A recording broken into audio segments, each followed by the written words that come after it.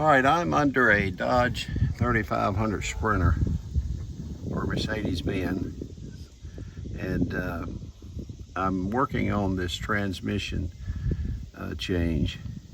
fluid change. And I thought I'd show you. Here's your transmission pan, come right in the center, come back. And what you've got is little T30 bolts all around the pan.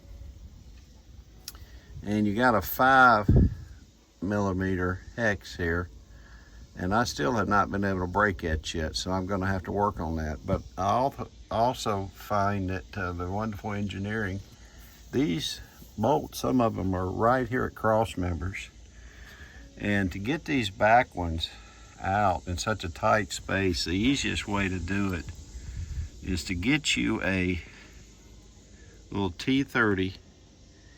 I can show you this little T30 here, just a little small one, and then get you a 1/4 inch wrench, and when you put that in, you can use that 1/4 inch wrench to get around it and loosen them up and get them out. Now, the rest of them are straightforward. I mean, they're easy access, but when you get back here onto these cross members, you need to get under there. Now, what I'm going to do is I'm going to tap a 5 in here. It's going to take a lot of pressure to break this, and I don't want to strip it, so I'm going to try to oversize a little bit maybe and see what I can do to get that out. Ultimately, I'm wanting to drain this, then take this pan out, clean this up, put a new filter and all in it, so more to come. All right, now this is looking back at that cross member installed, and you can see it supports the transmission on the back end. There's a center bolt here, pushed up in there now, bolted in, and then there's 2 on each side here. This side and the other side. That's what holds that cross member, which provides the transmission support on the back side here. Now, if you remove that, then you can raise that transmission to get your pan out, to change your filter. Otherwise, like I said, you would have to take this center bolt out, rethread it at least 6 or 7 deep. You would have to take the 2 bolts down here where that exhaust bracket ties in here. It ties in over, it comes across. Loosen them up so that you have enough to push up, because this is the problem here. I'm looking upside down, but this is the problem here. The pan can't clear the front cross member and get over the filter without raising this transmission, and that's what I've done now. All right, so this picture is kind of distorted because it's upside down and sideways and all, but it's the only way I can show you. So, all right, now that's with the new filter changed, and re-torqued it and put the pan back on. So we'll go up top and put some transmission fluid in. All right, I wanted to make this video also to show you that if you take the cross member out,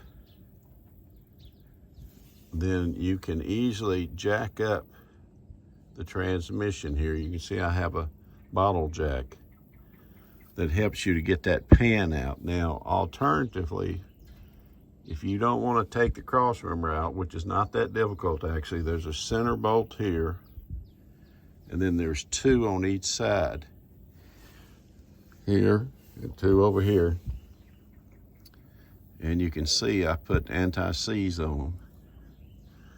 What you could do is remove this center cap here, rethread that bolt, and then loosen this bracket. This bracket goes over to the exhaust. So you'd have to loosen these, bring them down maybe 1 inch, And then you could probably jack off of that bolt with a piece of board and accomplish the same thing. But I wasn't going to risk it. You could thread that bolt in and rely on the threads of the bolt to push that transmission up. But you can actually push it with your hand for the most part, but I didn't want to take that chance, and it was only taking 4 more bolts out. So I went ahead and removed the cross member, then jacked this up enough to where I could get that pan out and then change that filter. Otherwise, you're just not going to be able to do it. Now, if you have a later model, I think you can, but with these early models, that cross member sits there and there's just not enough clearance to get it out. All right, more to come. All right, now to finish this out, what I've done is I've got 3/4 inch just old heater hose, and I pushed it over that field plug so it wouldn't leak on the side because it's such a small hole. And I'm putting in my tranny fluid now. And the system holds, I believe, 7.5 quarts. Here again is what I'm using, Titan ATF 4134. Approved for sprinters. And I've got a dipstick too. I can go down there and check it, but I always measure what I take out and use that as a reference point of what I need to put back in. Now, there's another procedure to go ahead and flush more of this out. I'm not going to cover, it's covered in other videos, but anyway, I've shown you how to get access to change your filter and get that pan off. And then I'm doing just basically a drain and fill here process. So you can see how I've got my funnel up top, going to my heater hose down on that valve, that fill point, and that'll keep it from leaking out the sides. And that's it, doing a transmission fluid change. Thanks for watching. Okay, now I have the vehicle cranked, and I have been shifting through the gears, letting it warm up. And here's that check dipstick that you use.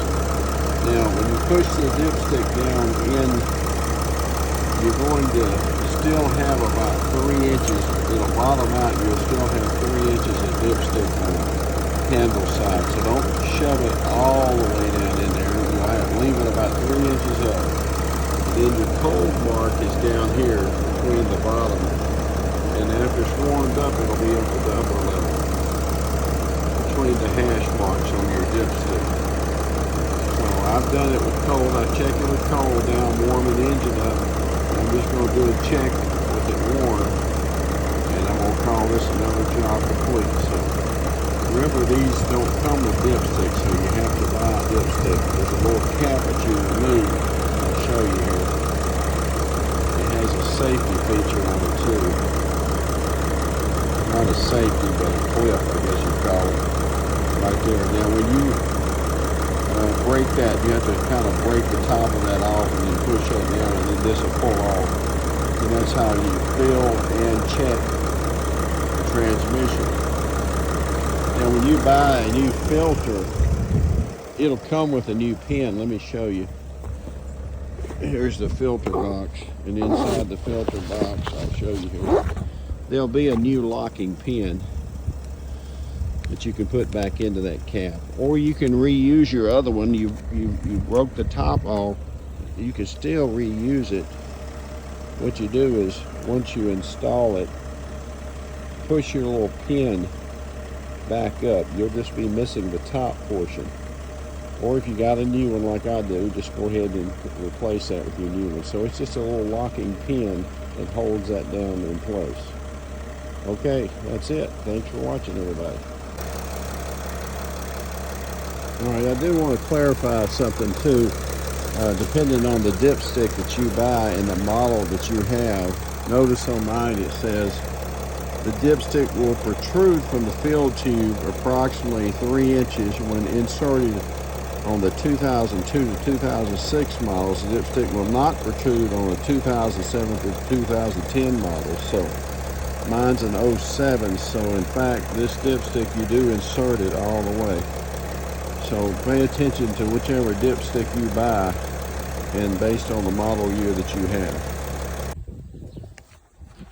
All right, and now I've ran this engine. I ran it down the road and come back. I don't know if you can see this on the dipstick, but I'm right here, right in the center, exactly where you want to be for hot. And that's with a hot engine. It tells you the temperature 180, I believe, somewhere in that range. And so I'm perfect. That's where you want to be when you check it. All right. Again, thanks for watching.